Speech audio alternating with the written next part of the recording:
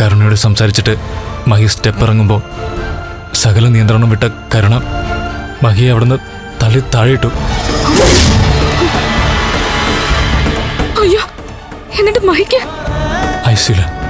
മുകളിൽ നിന്നാണോ താഴേക്ക് വീണ്? അനത്തോട്ട് എന്തെങ്കിലും ഉണ്ടെങ്കിൽ പറ. ഒന്നും അറിയില്ല. ഡോക്ടർമാര് അവിടെ തീവ്ര ശ്രമത്തില. അതിനിടയ്ക്ക് നിന്നെയും കൂട്ടിക്കൊണ്ട് പോവാനാ ഞാൻ വന്നത്. എന്നാ വാ പോവാം. നിനക്ക് വേഷം മാറണ്ടേ? എനിക്ക് വേഷം ഒന്നും മാറണ്ട. ഞാൻ രാവിലെ മാറിയ ഡ്രസ്സാ.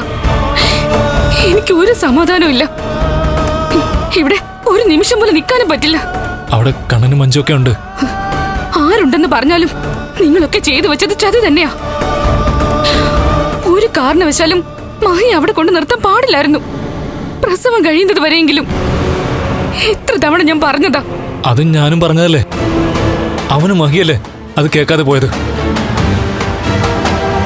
ചുറ്റിനും എന്തും ചെയ്യാൻ മടിയില്ലാത്ത അവതാരങ്ങളാ ഉള്ളത്. അതുപോലും ഓർക്കാതെ മഹി അവിടെ കൊണ്ടുപോയി നിർത്തിയ കണ്ണട്ടൻ തന്നെയാ തെറ്റുകാരൻ. കണ്ണൻ എല്ലാം നഷ്ടപ്പെട്ടതുപോലെ അവിടെ നിൽക്കുന്നത്. അവിടെ പോയിട്ട് നീ ഇതുപോലൊന്നും പറയരുത്. അവനെ വിമർശിക്കരുത്. ഈ സംഭവം നടക്കുന്ന സമയത്ത് കണ്ണനും ഞാനും കൂടെ ഗ്രൗണ്ടിൽ നടക്കുമായിരുന്നു. വീട്ടിൽ മഞ്ജു ഉണ്ടായിരുന്നു. അതുകൊണ്ടാ പെട്ടെന്ന് വിവരം അറിഞ്ഞത്. അല്ലെങ്കിൽ അതും ആരും അറിയത്തില്ലായിരുന്നു. പോകുന്ന വഴിക്ക് നമുക്കൊരു അമ്പലത്തിൽ കയറിട്ട് പോവാനെന്തോട്ടാ. എനിക്ക് ഒരു സമാധാനവും ഇല്ല. ആ കുഞ്ഞിന് വേണ്ടിയോ എല്ലാവരും കാത്തിരുന്നത്. അതിനെന്തെങ്കിലും സംഭവിച്ചാ പിന്നെ പഴയ മഹിയെ നമുക്ക് തിരിച്ചു കിട്ടാൻ പോകുന്നില്ല. അവൾക്ക് ആ ഷോക്കിന്ന് തിരിച്ചു വരാൻ സമയമെടുക്കും.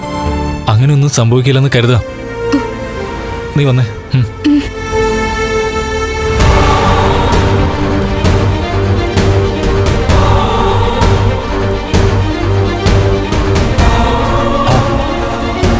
ഒന്ന് വേഗം പോയി OT ടേബിൾ റെഡിയാക്കൂ.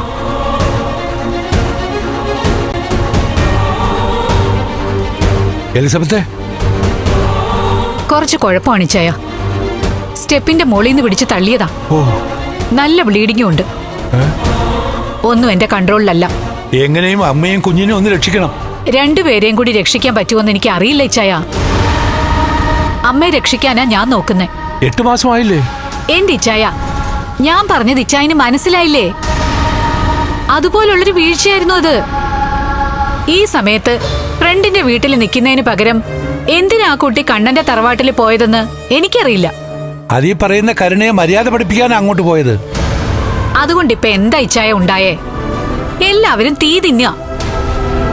കണ്ണനും കണ്ണന്റെ പെങ്ങളും ഒക്കെ ICUവിന്റെ മുന്നിലുണ്ട്. മഹാലക്ഷ്മി വീണപ്പോ തന്നെ ഇവിടെ എത്തിച്ചു. പക്ഷേ വീഴ്ചയുടെ ആഘാതം കുറച്ച് കൂടിപ്പോയി. ഇച്ചായനെ അറിയാലോ, നേരത്തെ മഹാലക്ഷ്മിയുടെ ഉള്ളിൽ വിഷം ചെന്നതാ. അന്ന് ആരുടെയോ ഭാഗ്യത്തിനാ കുഞ്ഞിന് ആപത്തൊന്നും സംഭവിക്കാതിരുന്നേ. ആ ഭാഗ്യം ഇവിടെയും കൂടെ നിൽക്കില്ലേ എലിസബത്തെ? ഇച്ചായൻ ഏതു നേരവും പ്രാർത്ഥിക്കാറുണ്ടല്ലോ. നന്നായിട്ട് പ്രാർത്ഥിക്ക്.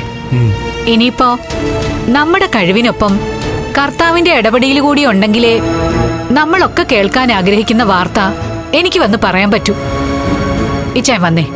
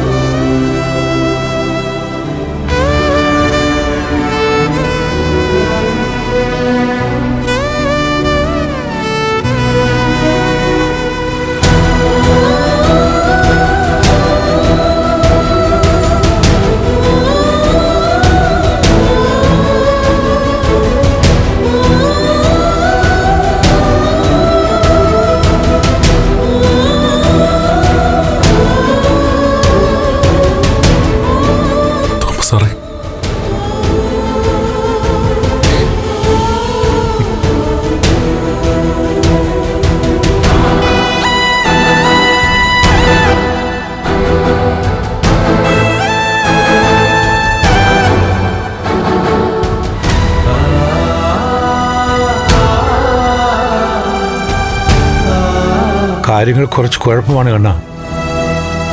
വീഴ്ച അതുപോലെ ആയിപ്പോയി. അപകടം പിടിച്ച സാഹചര്യങ്ങളിൽ നിന്ന് മഹാലക്ഷ്മിയെ മാറ്റി നിർത്തണമെന്ന് ഞാൻ പലപ്പോഴും പറഞ്ഞിട്ടുള്ളതാ. അതെല്ലാവരും രണ്ടാളെയും ഉപദേശിക്കാറുള്ളതാ. മഹാലക്ഷ്മിക്ക് താമസിക്കാൻ അനന്തുവിന്റെ വീടുണ്ടായിരുന്നു. അവര് പൊന്നുപോലെയാ ആ കുട്ടിയെ നോക്കിക്കൊണ്ടിരുന്നത്. അവിടുന്ന് വെറുതെ സ്വന്തം വീട്ടിലേക്ക് ആ കുട്ടിയെ കൊണ്ടുപോകേണ്ട ഒരു കാര്യവുമില്ലായിരുന്നു കണ്ണ. അങ്ങനെ ഒരു പരീക്ഷണത്തിന്റെ ആവശ്യമില്ലായിരുന്നു. സംഭവിച്ചു പോയില്ലേ സാറേ? അവിടെ ഒന്ന് മര്യാദ പഠിപ്പിക്കാൻ വേണ്ടിയിട്ടാ മഹി അവിടെ നിന്നത്. എന്നിട്ട് അവള് മര്യാദ പഠിച്ചോ?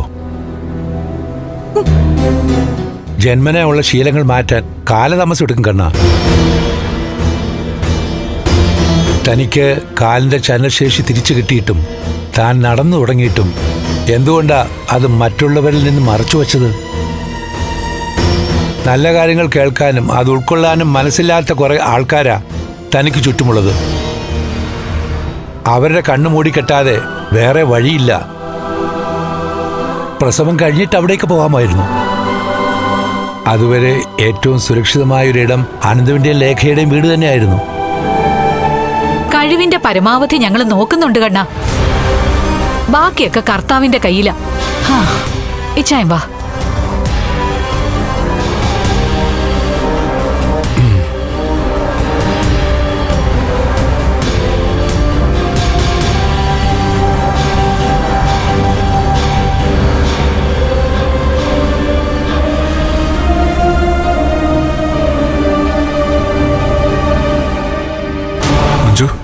ഡോക്ടർ സംസാരം കേട്ടിട്ട് അത്ര പന്തിയല്ലല്ലോ. വീഴ്ച അതുപോലെ അല്ലായിരുന്നു ഏട്ടാ.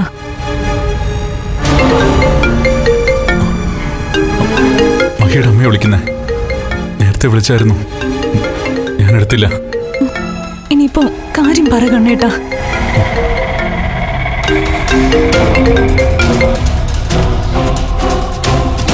ഹലോ അമ്മേ. മോനെ, ലക്ഷ്മിയെ വിളിച്ചിട്ട് കിട്ടുന്നില്ല. കരുണയാണെങ്കിൽ കുറച്ചു മുൻപ് ഇവിടെ വന്നിരുന്നു. ഭ്രാന്തിയെ പോലെയാ വന്നത്. അവിടെ എന്തെങ്കിലും സംഭവിച്ചോ മോനെ? അവളെ മര്യാദ പഠിപ്പിക്കാനുള്ള പുറപ്പാടിലായിരുന്നല്ലോ ഞാനും മഹി. അതിന്റെ ദേഷ്യം അവൾ തീർത്തു. രാവിലെ സ്റ്റെപ്പിന് മുകളിൽ നിന്ന് മഹി അവള് തള്ളി താഴെയിട്ടു.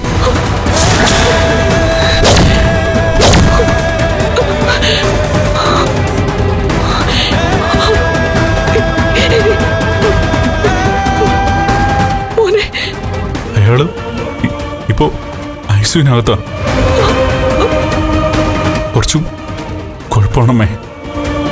ഇവിടിപ്പോ ഞാനും മഞ്ജുവും ഉണ്ട്. പിന്നെ അന്തു ലേഖയായിട്ട് വരും. അതുകൊണ്ട് അമ്മ പെട്ടെന്ന് ഇങ്ങോട്ട് ഓടിപ്പിടിച്ച് വരണ്ട. വന്നാലും മോളെ കാണാൻ പറ്റില്ലല്ലോ. മോൾക്കും കുഞ്ഞിനും എന്തെങ്കിലും പറ്റിയോ മോനെ? ഒന്നും അറിയില്ലമ്മേ. ഞങ്ങള് പ്രാർത്ഥനയോടെ പുറത്ത് നിൽക്കുക. ഞാൻ വിളിച്ചോളാം.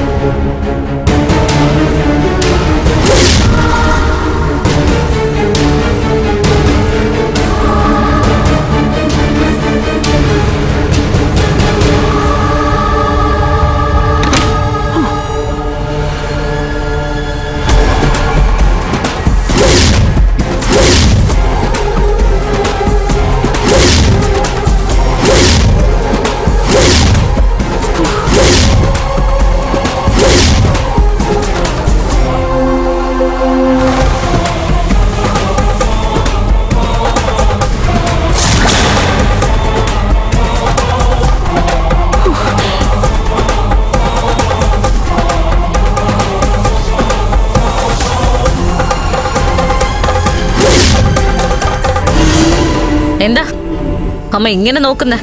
എടി,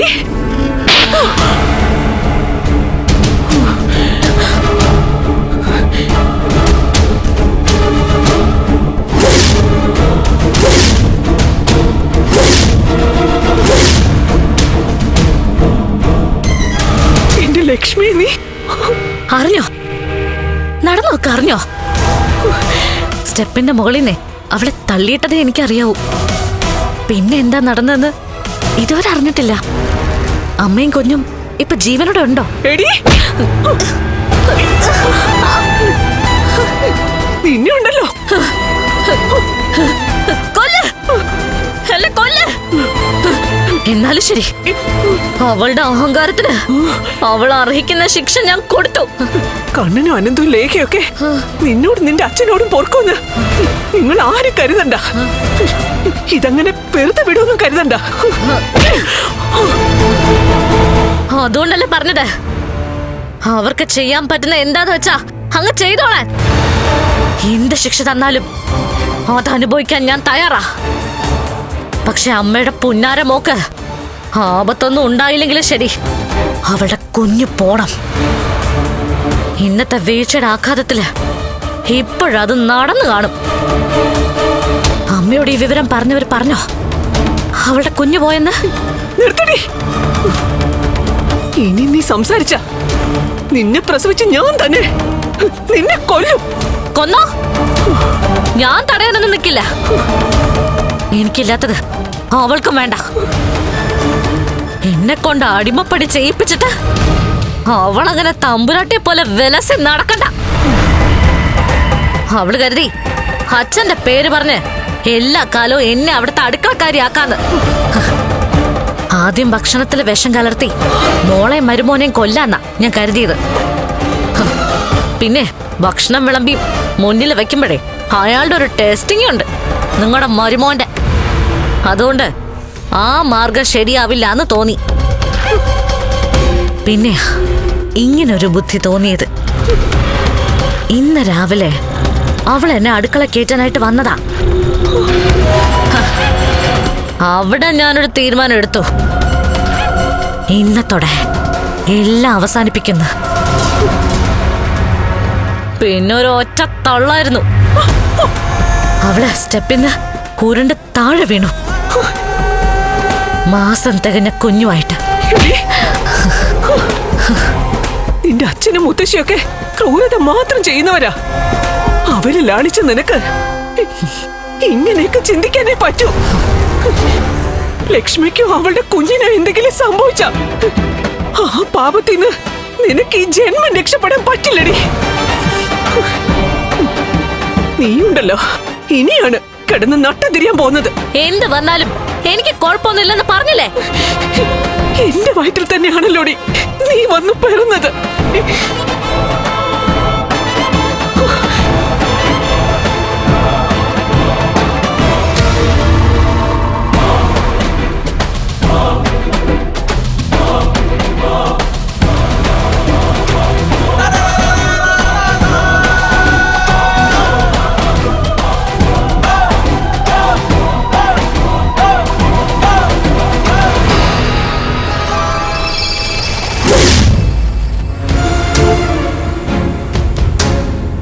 എടാ, സഹി കെട്ടിട്ട് അവളത് ചെയ്തത് എന്ന് വെച്ചാലേ ഒരു വീട്ടിലെ ജോലി മുഴുവൻ ഒറ്റ ദിവസം കൊണ്ട് ചെയ്തു തീർക്കാന്ന് വെച്ചാ നടുവൊടിഞ്ഞു പോവില്ലേ? പക്ഷേ ഇപ്പോഴും മനസ്സിലാത്തൊരു കാര്യമുണ്ടമ്മേ. എന്തുകൊണ്ടാണ് അവളുടെ ചേച്ചി പറഞ്ഞതൊക്കെ അതേപടി അനുസരിച്ചത്? അതേപറ്റി എത്ര ചോദിച്ചിട്ടും അവള് മറുപടിയൊന്നും പറഞ്ഞില്ല. അതാ മോനെ എനിക്ക് മനസ്സിലാവാത്തത്. ഞാനാണെങ്കിലേ അവള് ജോലി ചെയ്യുന്ന രംഗങ്ങള് മൊബൈലില് പകർത്തി അവളുടെ അച്ഛനും മുത്തശ്ശിക്കൊക്കെ അയച്ചു കൊടുത്തതാ. എന്നിട്ട് അവര് പോലും അതിനെ ചോദ്യം ചെയ്തില്ല. അമ്മ ശ്രദ്ധിച്ചോ? അവളുടെ അച്ഛന്റെ സമനില തെറ്റിയതിനു ശേഷം അവൾക്ക് ഈ മാറ്റങ്ങളൊക്കെ ഉണ്ടായത്. അതെ, അവൾക്ക് മാത്രമല്ല. എടാ, അവളുടെ അച്ഛന്റെ മുത്തശ്ശിയുടെ ഒക്കെ സ്വഭാവം മാറി മറിഞ്ഞതേ അതിനുശേഷമാ. അന്ന് മഹാലക്ഷ്മിയും കണ്ണനും തമ്മിൽ അകൽച്ച കാണിക്കുന്നൊക്കെ നാടകമാണെന്ന് തോന്നിയതിനു ശേഷം ഞാൻ അതിന്റെ പിന്നാലെ നടക്കുമായിരുന്നു. അതുപോലെ തന്നെ ഇനി ഇവിടെ എന്താണ് സംഭവിച്ചെന്നറിയാൻ ഒരു യാത്ര കൂടി വേണ്ടിവരുമെന്നാണ് തോന്നുന്നത്. എല്ലാം മടുത്തിട്ടാ ഒരുത്തിയെ തള്ളി താഴെ ഇട്ടത്. എടാ, ഇനിയിപ്പോഴേ കണ്ണനുള്ള ഈ വീട്ടിലേക്ക് അവള് മടങ്ങി വരുമെന്ന് എനിക്ക് തോന്നുന്നില്ല. വരുന്നില്ലെങ്കിൽ വേണ്ട, ഇനി നിർബന്ധിച്ച് കൊണ്ടുവരാനൊന്നും ഞാനില്ല. എന്നാലും എന്റെ മോനെ എന്തുമാത്രം പ്രതീക്ഷയോടെയാ ആ കൊച്ചിങ്ങോട്ട് വന്നത്. എന്നാൽ ഒരു പ്രതീക്ഷയില്ലാതെയാ കണ്ണനൊപ്പം അവളുടെ ചേച്ചി താലുകെട്ട് കഴിഞ്ഞ് വലതുകാല് വെച്ച് ഈ വീട്ടിലോട്ട് വന്നു കയറിയത്. എന്നാൽ അന്ന് തൊട്ട് അവക്ക് നല്ല കാലവും. കരുണമോൾക്കെല്ലാം ഉണ്ട്, സ്വത്തും പണവും ഒക്കെ. പക്ഷേ ലക്ഷ്മിയുടെ ഉയർച്ചയാ അവക്ക് സഹിക്കാൻ പറ്റാതെ പോയത്. അവളുടെ കുഞ്ഞ് പോകുമായിരിക്കും അമ്മേ. എടാ, അവളുടെ വീഴ്ചയുടെ ആഘാതം വെച്ച് നോക്കുകയാണെങ്കിൽ പോകാനുള്ള സാധ്യത കൂടുതലാ.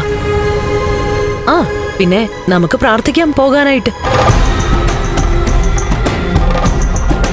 പിന്നെ നീയും കരുണയും കൂടെ നിങ്ങളുടെ കല്യാണം കഴിഞ്ഞ ശേഷമേ ആ പൂജാമുറിയിലിരിക്കുന്ന അയ്യപ്പ വിഗ്രഹം കൊണ്ടുപോയി കളയാൻ നോക്കിയതല്ലേ?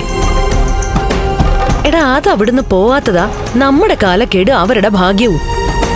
അന്ന് കരുണ ആ വിഗ്രഹം പുഴയിലേക്ക് എറിഞ്ഞതാണമ്മേ. എനിക്കൊപ്പം ഇരുന്നല്ലേ അവളത് പുഴയിലേക്ക് എറിഞ്ഞത്. എന്നിട്ട് പിറ്റേ ദിവസം കൃത്യമായിട്ട് അത് പൂജാമുറിയിലെത്തി. എടാ, അതുകൊണ്ടാ എല്ലാവരും പറയുന്നത് അത് ജീവനുള്ള അയ്യപ്പ വിഗ്രഹമാണെന്ന്. ഞാനിപ്പോഴേ പൂജാമുറിയിൽ കയറാറുണ്ടെങ്കിലും ആ അയ്യപ്പ വിഗ്രഹം കാണുമ്പം എനിക്ക് പേടിയാ.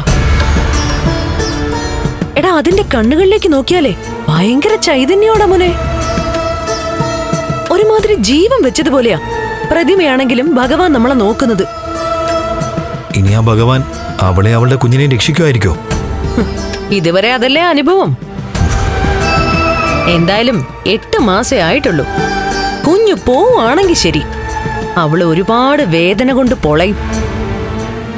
ഇതുവരെ അവള് ചെയ്തതിനൊക്കെയുള്ള ശിക്ഷ അവൾ ഒന്നിച്ച് അനുഭവിക്കുകയും ചെയ്യും. എനിക്കും കരുണയ്ക്കും കുഞ്ഞില്ല. ഇനിയൊരു ആപത്തും കൂടാതെ അവളുടെ പ്രസവം കഴിഞ്ഞ് അമ്മയും കുഞ്ഞും തിരിച്ചു വരികയാണെങ്കിൽ ആ കാഴ്ച കാണാൻ കരുണ ഒരിക്കലും ഇങ്ങോട്ട് വരില്ല. മൊത്തത്തില് ഇനി നമ്മുടെ കാര്യവും പരിങ്ങല്ല അമ്മേ. ഈ സംഭവത്തോടെ മാസാമാസം തരുന്ന പൈസ പോലും കണ്ണനും അയാളുടെ ഭാര്യയും കൂടി കട്ടിയോന്ന എന്റെ പേടി. എടാ മോനെ, നിനക്ക് വേറെ വല്ല ജോലി നോക്കിക്കൂടെ? വേറെ ജോലി കണ്ടെത്തിയ പിന്നെ ആ പേരും പറഞ്ഞ് എനിക്ക് കിട്ടാനുള്ളതും കൂടി തരാതിരിക്കും. ഇതാവുമ്പോ ഒരു ജോലിയും ചെയ്താൽ പൈസ കിട്ടുമല്ലോ. അതെന്തിനാ ഞാൻ വെറുതെ കളയുന്നേ?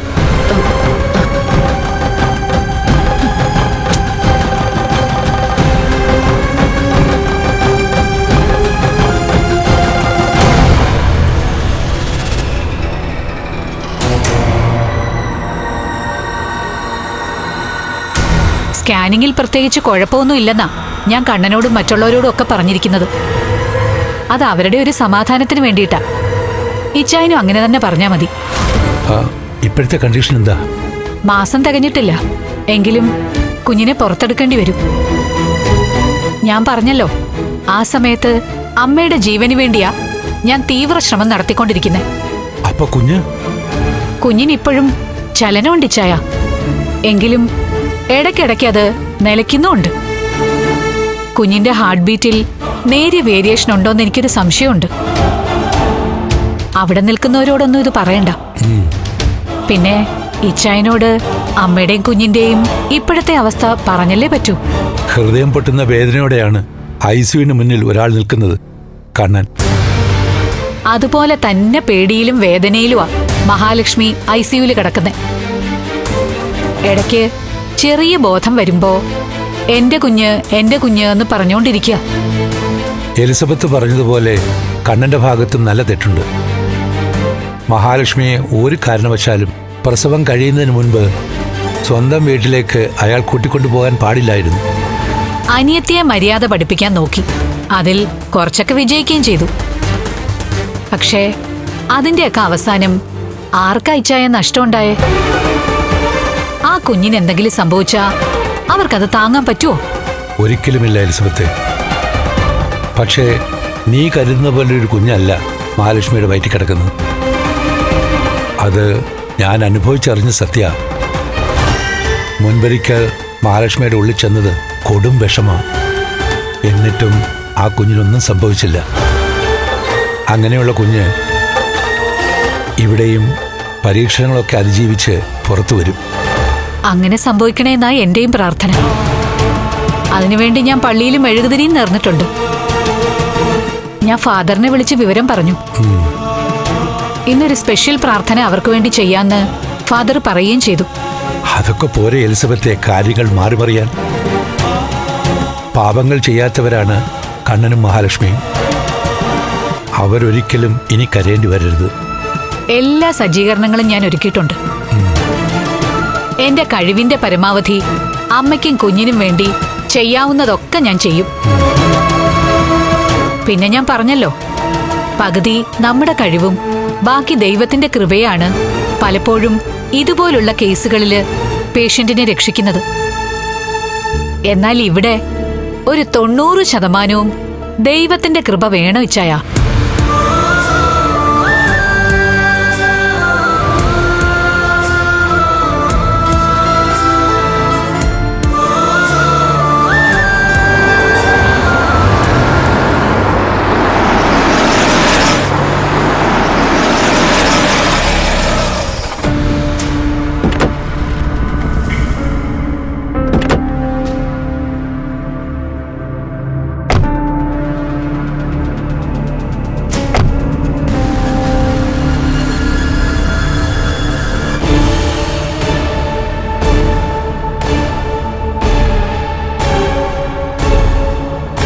അമ്പലത്തിലൊക്കെ പോയിട്ട് വന്നിട്ട് ഇവളെയാണല്ലോ കണി കണ്ടത്.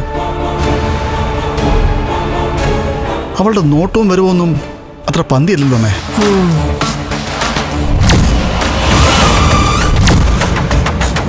നീ വാ.